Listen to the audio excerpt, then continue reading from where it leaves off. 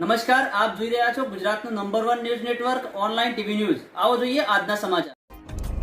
ખેડોઈથી મુન્દ્રા તરફ જતા હાઈવે પર કન્ટેનરો ચાલકો બેફામ બનીને યમરાજ સમાન દોડી રહ્યા છે।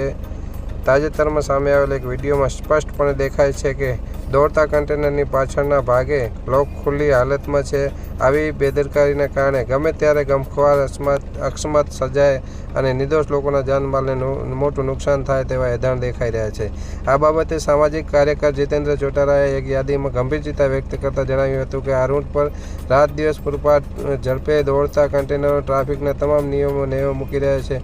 મોટાભાગના કન્ટેનરોના પાછળના ભાગે રિફ્લેક્ટર, બ્રેક લાઇટ, ઇન્ડિકેટર ચાલુ હાલતમાં હોતા નથી। ઉપરાંત દરેકના દરવાજા લોક તૂટેલી હાલતમાં ખુલ્લા રાખીને વાહન ચલાવવામાં આવે છે, જેને અત્યંત જોખમી છે। તો એની તાત્કાલિક ધોરણે સરકાર તંત્રએ ધ્યાન દોરવા જીતેન્દ્ર ચોટાલાની યાદીમાં જણાવાયું હતું। Online TV news Badhabhai Ahir, Anjar, Kutch.